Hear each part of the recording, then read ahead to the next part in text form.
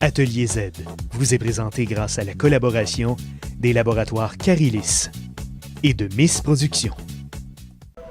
Depuis l'hôtel 01 au coin Saint-Laurent et René-Lévesque, bienvenue à l'Atelier Z. Aujourd'hui, on va parler d'un sujet très drôle, les femmes et l'humour.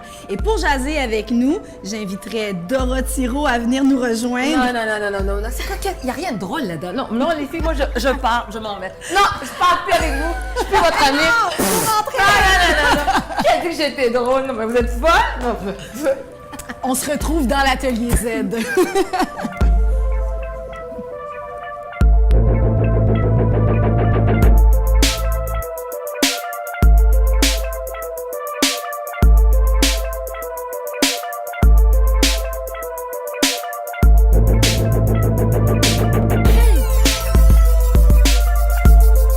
Bienvenue dans l'Atelier Z.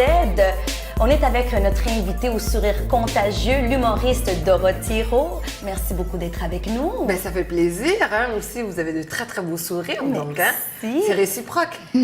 Première question qu'il faut absolument que je te pose. Oui, Bon, je t'écoute. À 37 ans, Oui. tu as une job stable, en ressources humaines, dans une belle compagnie Un pharmaceutique. job qui paye. Qui paye dans une compagnie pharmaceutique. Oui. Et là, tu décides, je fais un changement de carrière. Oui. Je saute dans l'humour, tout un saut. Comment ta famille, comment les gens d'autour, et comment toi, tu as vécu ça? Alors, comment ma famille a pris ça? Ben, écoutez, ça a été mon coming out. J'avais à 37 ans. J'avais une carrière professionnelle, je suis maman. Et puis, bon, je me suis dit, bon, écoute, Dorothy, c'est ton choix à toi. C'est le moment de t'éclater et c'est ce que j'ai fait. Je suis tombée en amour. Donc, en amour avec l'humour. Alors, comme toutes les relations, ben, j'ai quitté mon ex, qui était les ressources humaines. Et depuis, ben, c'est le parfait bonheur. On vit une lune de miel. Donc, je suis très contente. Et puis, mes parents, ben, ils l'assument. C'est sûr que mon père, il dit souvent qu'il aimerait me revoir derrière un bureau. Mais moi, non. J'adore le fait d'être travailleur autonome. Et ce qui me permet, étrangement, d'avoir plus de temps aussi même avec mon fils, contrairement lorsque j'étais au bureau. Donc, j'adore. Et puis, écoutez, rire, qu'est-ce que ça fait du bien? Tu parlais de 37 ans, aujourd'hui, j'ai 40 ans. Aucun rire. Mais, Je sais. mais l'esprit jeune. Mais c'est le rire. C'est ça, le rire. Tout à fait. Donc, Mais écoute, le sujet d'aujourd'hui, c'est les femmes et l'humour. Toi, tu as fait un changement de carrière. Tu es une femme, on avait envie d'en parler avec toi. Est-ce que tu as été un petit peu déçue de ce milieu qui est quand même très macho, hein? On peut pas se le cacher. mais moi, j'aime la compagnie des hommes. Donc, ça m'a pas dérangée, non, absolument pas. Au contraire, je pense que c'est plutôt le fait d'être une femme de couleur qui fait toute une différence, mais aussi une femme qui assume sa féminité. Moi, j'aime être bien mise, comme vous l'êtes aujourd'hui, d'ailleurs. J'adore beaucoup ce que vous portez. Plus tard, On va je pars avec ça. Les noms. Oh, oui. Et je trouve que c'est important pour une femme d'être bien mise. Donc, moi, quand j'arrive sur scène, j'arrive en talons, j'arrive avec une belle petite robe. J'ai aucun problème à mettre un décolleté. Ce qui est important, c'est ce que je dis. Et si vous me trouvez belle, ben, tant mieux. Pourquoi pas? Mais c'est plus dans ce sens-là où j'ai trouvé une plus grande difficulté parce que ici au Québec, les femmes sont encore prises dans un cocon. Moi, je viens quand même d'une culture où on a le sang chaud, la séduction, on connaît ça depuis qu'on est très jeune, on est bien dans notre corps, on bouge, on shake. Mais tandis qu'ici, bon, on a juste allé dans un cours de Zumba, les filles sont toutes prêtes, comme, non, c'est comme bouge.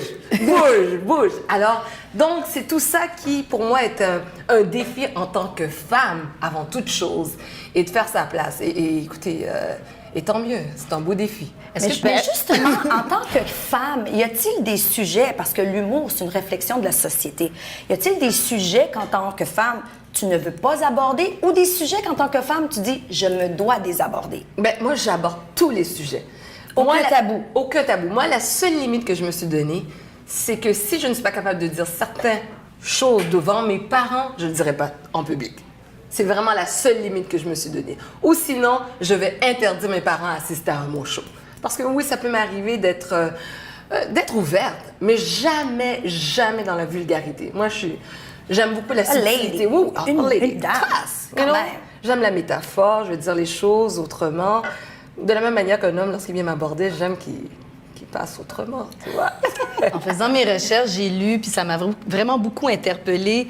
L'homme rit et la femme sourit. Oui. Est-ce que ça t'interpelle, ça? Oui, ça m'interpelle parce que c'est ce qu'on a toujours voulu un peu de nous. Et moi, ma grande difficulté avant que je commence dans l'humour, c'était justement de passer à travers cette éducation que j'ai reçue parce que souvent, je me faisais taper sur les doigts parce que je riais trop fort. Hein? Et une femme qui rit trop souvent, elle est comme plus ou moins vue comme une femme qui n'est pas sérieuse ou bien une fille qui est peut-être un peu facile, et ce qui est totalement pas le cas. Tu sais, quand même, franchement, on s'entend. Alors, donc c'est ça. Alors, pour moi, je me suis dit, tu sais quoi, ça va être aussi mon défi à moi de passer à travers cet obstacle, d'aller au-delà de ce que j'ai reçu comme éducation. Et depuis, ça fait 4 ans que je suis sur scène, que je rigole. Et ce qui me fait encore plus plaisir, c'est de recevoir des courriels d'autres femmes et même des femmes qui s'intéressent à se lancer dans l'humour, d'autres qui ont commencé et qui me disent « Dorothy, merci, tu as été une pionnière. » Donc, tu inspires. Puis c'est quoi le conseil que tu donnes quand ces jeunes femmes-là, justement, te demandent « Moi, j'aimerais ça être dans l'humour. » Foncez. Oser. Prenez votre place. Pas parce que tu es une femme, pas parce que tu es noire, pas parce que tu es petit, tu es gros, whatever. Prends ta place. Il y a une place pour tout le monde, mais il faut la prendre. Donc souvent, on attend quoi? Le bon moment. Mais pour prendre sa place, encore faut-il se connaître et connaître quelle place qu'on peut prendre. Toi, quand est-ce que tu as su que tu étais assez drôle pour en faire un métier? Oui, parce que moi, je me trouve drôle. Moi, je vous trouve pas drôle, pas. Non, mais tu sais, c'est quand tu sais que tu es assez drôle pour passer au niveau one-woman show. Non, mais écoutez, ça, c'est une très bonne question parce que beaucoup, quand tu écoutes des chanteurs, des chanteuses, ils disent « Ah, moi, j'ai commencé à l'église, patati patata. » Moi, ça n'a pas été le cas du tout. Et on me disait toujours... Je t'aurais demandé l'adresse. Oui, c'est exactement. Mais on m'a toujours dit, Dorothée, t'étais drôle, tu devrais te lancer dans l'humour. Donc, moi, j'avais beaucoup de difficultés à croire parce que l'éducation que j'avais reçue, pour moi, c'était inconcevable. Tu sais, je le répète souvent, moi, ma grand-mère me disait toujours que je ne pourrais jamais trouver un homme qui m'épouserait parce que je ris trop souvent.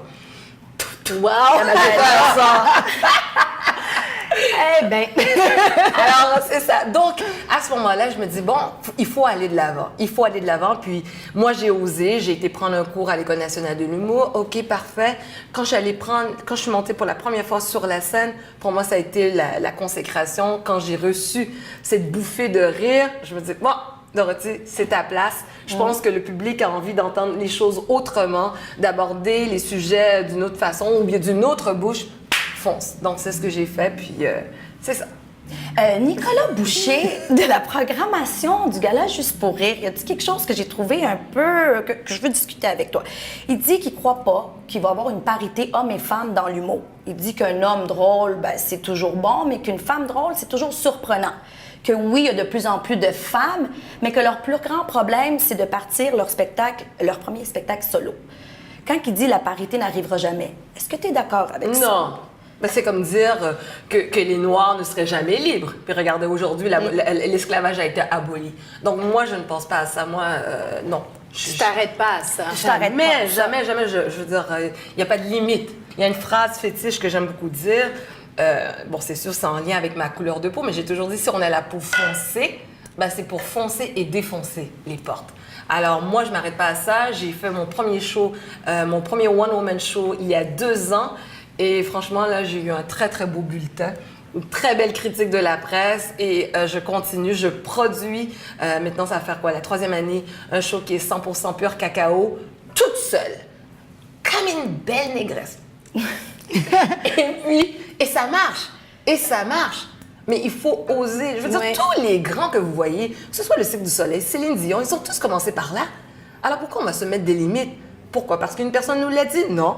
Au contraire, il ne faut pas voir cette personne-là comme quelqu'un qui nous a mis un frein dans notre élan, mais au contraire, il faut se dire, c'est quoi, moi je vais te Une motivation pour démontrer que oui, on peut, puis on est capable. Yes, we can. Mais moi, je t'applaudis parce que non seulement tu oses en tant que femme, en tant que minorité, tu oses dans ce milieu à prédominance masculine, mais en plus, tu fais une différence, tu inspires. Tu viens de gagner dernièrement le Black Canadian Award. Oui. Ça, c'est quand même un prix très, très, très prestigieux. prestigieux. Oui. Tu te démarques, tu es porte-parole pour plein de causes, pour plein d'événements, plein de festivals. Et nous, on te regarde, tu es une étoile filante. Est-ce qu'il y a des choses que tu aimerais accomplir? Est-ce que tu as des rêves encore à remplir? Ben oui.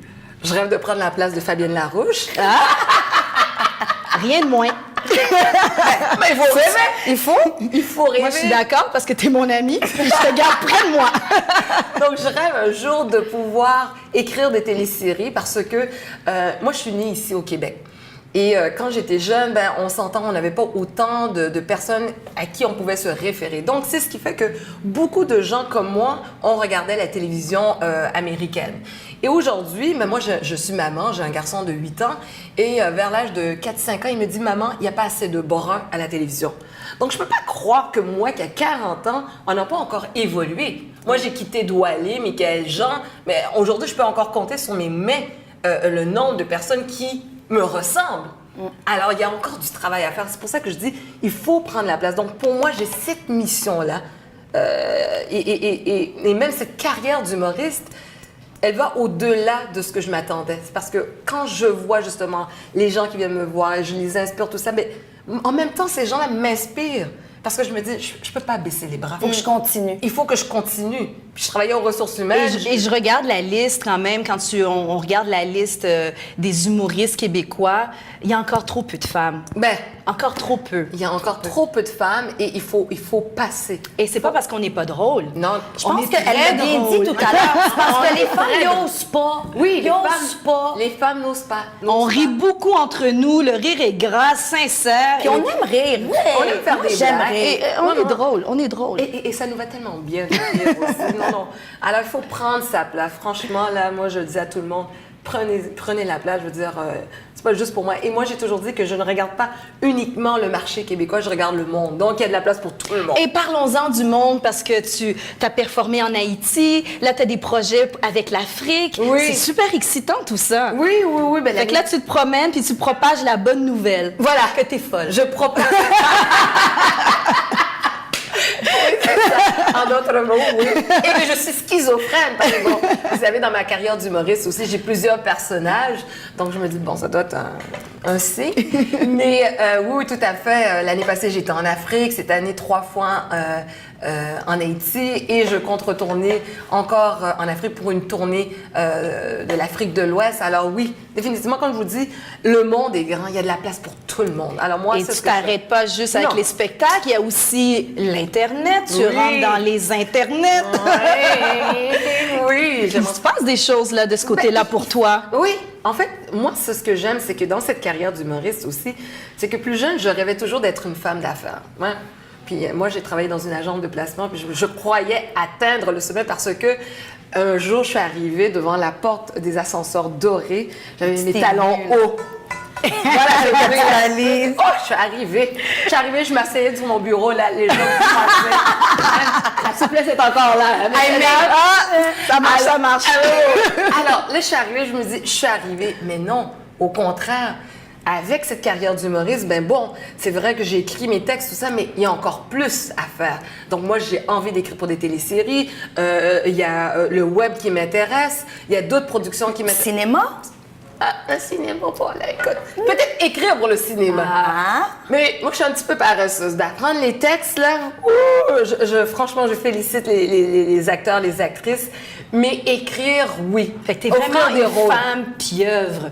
Tu veux toucher à tout, être au courant de tout, apprendre tous les aspects de ton métier. Oui. Puis là, tu as comme une situation qui vient de t'arriver, on peut pas le cacher. Il y a ta complice de tous les jours Oui. et ta gérante qui, elle, vogue vers d'autres objectifs Oui, oui. professionnels. Oui. Donc, tu te retrouves à gérer ta propre carrière. Oui, tout c'est seul, c'est en quelque quand part un beau problème, non? C'est un beau problème, comme tu l'as dit. Parce que souvent, quand on se retrouve dans une zone de confort, on fait plus d'efforts. Donc là, je suis dans une zone inconfortable. Hier, j'ai passé toute la journée à faire de la comptabilité. Est-ce que j'aime les chiffres? Non.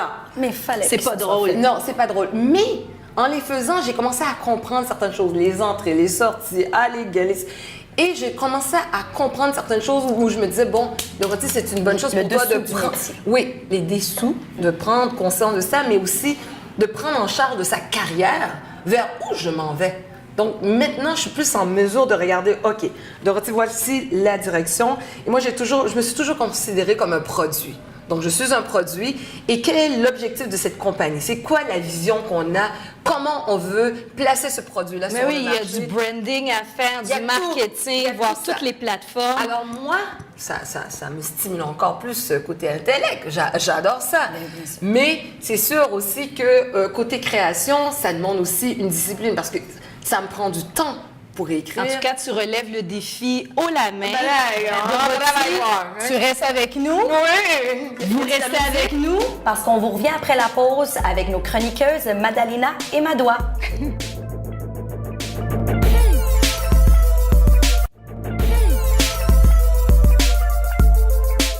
De retour dans l'Atelier Z, directement de l'hôtel 01, situé au coin des rues René-Lévesque et Saint-Laurent. Avec notre invitée Dorothy Roux, on discute des femmes et de l'humour. Bonjour Madalina, bonjour Madoua. Bonjour. Madoua, on commence avec toi. Oui, donc cette semaine, je suis en plein dans la thématique. Je vous ai trouvé un livre qui s'intitule Femmes et humour. Donc, Femmes et humour, c'est rédigé par Mira Falardeau aux presses de l'Université Laval. C'est quand même récent, février 2014. Et puis, quand on pense aux femmes et l'humour, on a souvent l'humour de scène en tête, l'humour sur scène. Et puis, elle nous parle de l'humour en images, l'humour couché sur papier, les BD, les caricatures. Donc, elle essaie d'aller rechercher qui sont les femmes dans le milieu de l'humour et à travers le monde. Parce qu'on fait vraiment le portrait de 50 femmes, autant des Canadiennes, des Québécoises, des gens de l'Europe francophone et du Moyen-Orient. Donc, on a des noms tels que Sylviane Ménard, Martine Chartrand, Julie Doucet au Québec. Ce sont quelques-unes des femmes qui sont mises en relief dans ce bouquin dont on retrace vraiment les trajectoires et puis qu'on essaie de voir leurs témoignages également. Puis, dans tout ça, on nous demande, malgré ces succès qui sont bien connus, pourquoi si peu de femmes dans l'humour visuel, autant ici qu'ailleurs?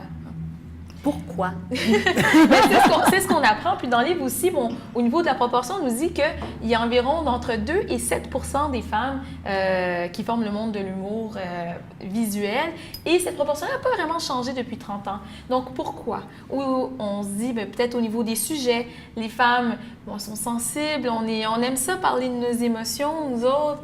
Donc peut-être qu'il y a un peu de cet aspect-là. Mais c'est parce qu'aussi, je pense, tout commence dès l'éducation. Les filles, on les apprend à être belles, à être coquettes, tandis qu'un garçon, c'est autre chose. Et même en classe, un petit garçon qui fait des blagues, on rigole tous. On encourage ça, c'est comme il devient le plus cool. Mais les filles, on a toujours été à côté. On dérange. On dérange, c'est pas la même rit, chose. Quand on rit, quand on fait rire, on dérange. Oui. Un homme qui nous aborde avec l'humour, c'est intéressant. Une femme, elle ressort du lot. C'est intéressant comment, justement, c'est ce qu'on retrace aussi avec ce livre-là, comment la notion de pouvoir aussi est reprise. Parce que faire rire, c'est un peu une notion de pouvoir, puis avoir ce portrait de la société, Katie en parlait en première partie, comment est-ce que c'est une façon de s'approprier la vision du monde, l'humour. Donc, comment est-ce que à travers ce médium-là, on a cette notion de pouvoir. Donc, peut-être que la société n'est pas tout à fait prête. Quand on dit que depuis plus de 30 ans, le pourcentage aussi n'est pas vraiment.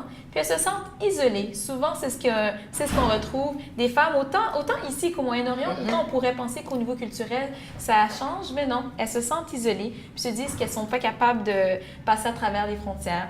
Donc, c'est vraiment là-dessus que ce roman-là, cet ouvrage-là, il joue. Puis, il y a certains éléments assez intéressants. Par exemple, il y a la caricaturiste Sue Dewar, pardon si je prononce mal son nom, qui justement joue sur l'ambiguïté de son nom en disant que, il y a des gens parfois qui envoient des commentaires qui ne sont pas vraiment d'accord avec ses blagues, puis quand elle leur apprend qu'elle est une femme, la perspective change. Donc, ce sont toutes sortes de petites révélations comme celle-là qui sont particulières, qui font la beauté de ce roman. Donc, Femmes et humour. Madalina, qu'est-ce que tu nous as préparé? À quoi et pourquoi rit-on? Parce qu'on rit, mais pourquoi alors?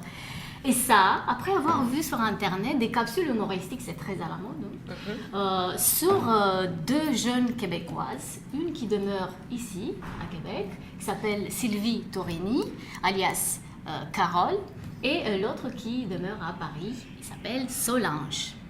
Alors, ils ont un style d'humour un peu différent, mais quand même, ils ont des traits en commun. C'est-à-dire, les deux grands traits sont le manque de sourire. Ils sont vraiment tristes, manque de sourire.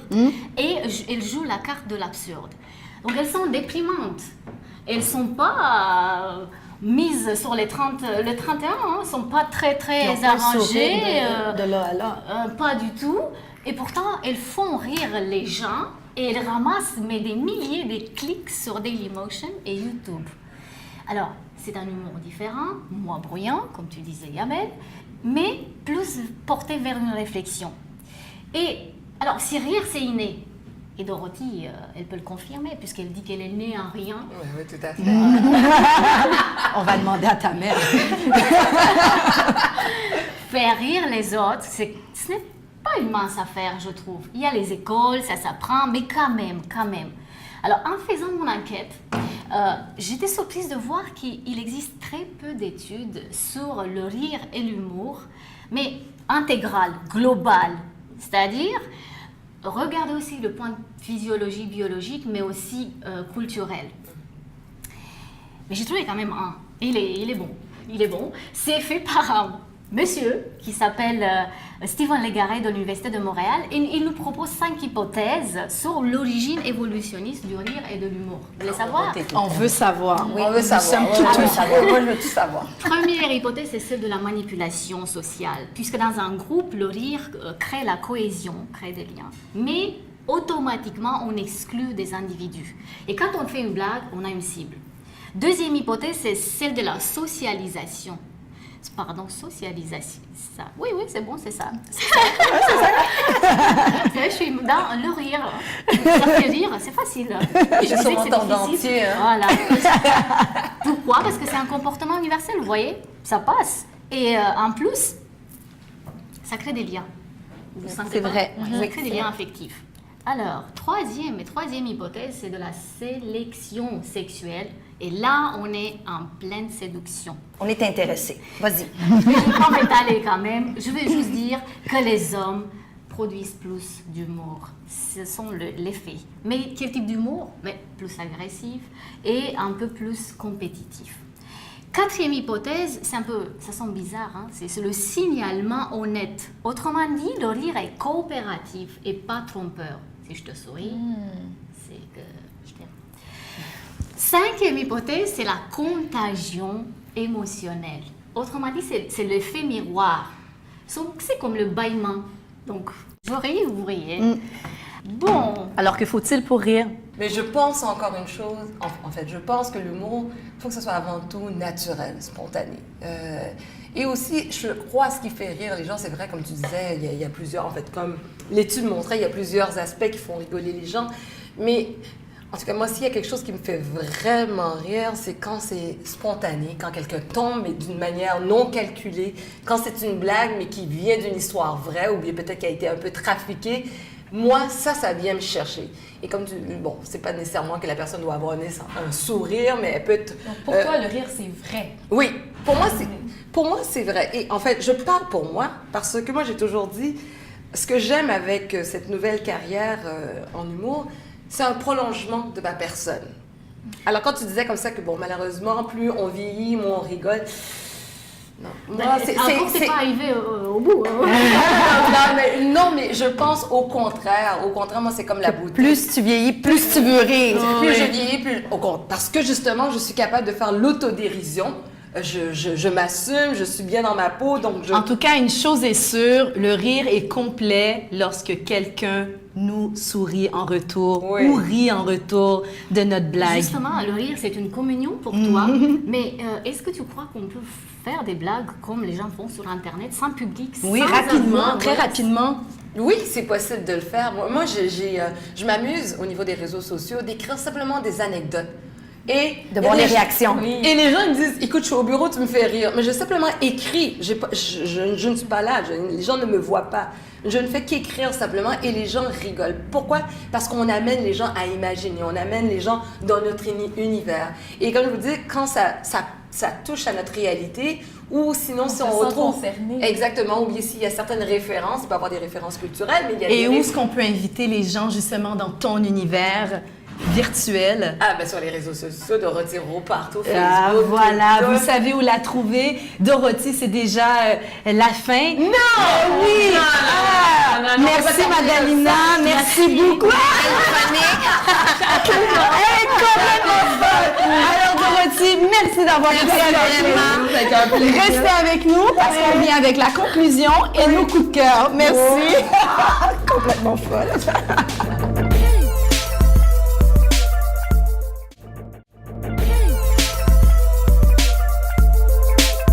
De retour dans l'Atelier Z. Ben aujourd'hui, on parlait des femmes et l'humour. On a reçu Dorothy Rowe pour en discuter avec nous. Là, c'est le temps de conclure, mais juste avant, parlons un peu de nos coups de cœur. Mon coup de cœur cette semaine, c'est la soirée bénéfice AA Haïti que vous pouvez retrouver sur le site aahaiti.com. En fait, ce que c'est l'initiative de Juste pour rire, l'École nationale d'humour et le Consul général d'Haïti à Montréal qui ont décidé de monter un événement réunissant plusieurs humoristes d'ici et d'Haïti sur la même scène pour ramasser des fonds pour monter une école nationale d'humour à Port-au-Prince. Donc, c'est une initiative que j'applaudis beaucoup. D'ailleurs, Dorothy Rowe, notre invitée d'aujourd'hui, y a pris part. Elle a été brillante et j'ai très, très hâte qu'il sorte un DVD de cette soirée-là parce que c'est vraiment une soirée spéciale. Ça mérite un DVD. Tout à fait, tout à Oui. fait. C'était la 2e édition, puis un franc succès pour 2 années. Puis parlant de l'École nationale de l'humour, mais moi, ça, c'est mon coup de cœur parce qu'on a parlé des femmes et de l'humour aujourd'hui. Puis même si, bon, on dit que les femmes sont pas tout à fait à l'avant-scène au Québec et même à travers le monde sur la scène humoristique, mais ici, au Québec, les femmes, on gère ça, l'humour. Parce qu'on a Louise Richer, qui est directrice générale de l'École nationale de l'humour. On a aussi une femme à la tête de l'Observatoire de l'humour et elle a toute une équipe autour d'elle, que des femmes qui gèrent ça à l'École nationale de l'humour. Donc, chapeau. Et toi, Madalina, c'est quoi ton coup de cœur cette semaine? Docteur Clown. Alors, né en 2002, cet organisme montréalais se nomme aujourd'hui Jovia. Il s'agit des clowns, mais des clowns thérapeutiques ou relationnels, on les appelle, qui vont dans les hôpitaux pour prescrire de la tendresse à volonté. Alors, le projet a été monté par 4 personnes, dont 3 femmes. On est toujours Dans la féminité. voilà. Et il faut savoir que plusieurs études canadiennes et françaises montrent que ce sont également, majoritairement, les femmes qui vont dans les hôpitaux pour faire sourire les patients. Et je trouve ça vraiment touchant. Pourquoi? Parce que l'humour rose, c'est aussi du réconfort. Et donc, voilà, c'est Docteur Clown. Ben, c'est un super coup de cœur, ça. Oui, ça nous J'ai fait envie, penser à j'ai envie de changer mon coup de cœur, là. Ah oui, Du regretter Robin Williams. Oui, tout à fait. Et bien moi, mon coup de cœur cette semaine, c'est un petit bar sur Bishop qui s'appelle le Comedy Works, que je ne connaissais pas et que j'ai découvert. Et c'est une plateforme pour la relève de l'humour anglophone. Pour ceux qui veulent voir la relève de l'humour francophone, il y a aussi l'Assommoir Cabaret, qu'on peut aller voir toutes les futures représentations sur leur Facebook et passer, tu sais, des fois on ne sait pas quoi faire la fin de semaine, on veut avoir un petit moment de rire. Et C'est pas où évader plutôt. exactement, de s'évader de la vie Est-ce qu'il y a des quotidienne. femmes sur scène? Un mix, et on ne sait jamais c'est qui va être là. C'est ça qui est intéressant. Donc, on peut toujours les vérifier, c'est sûr, sur leur site pour voir qu'est-ce qui s'en vient. Mais j'ai eu beaucoup, beaucoup de plaisir, donc je le recommande fortement. C'est un bon coup de cœur. Oui, c'est un bon coup de cœur.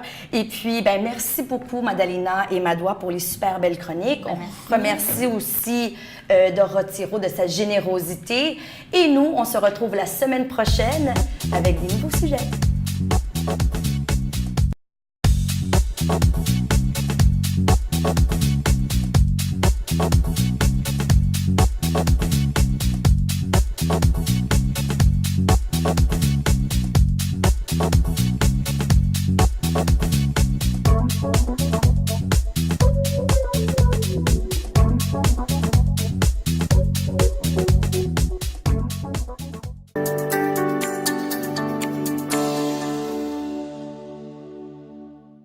Atelier Z vous a été présenté grâce à la collaboration des laboratoires Carilis et de Miss Productions.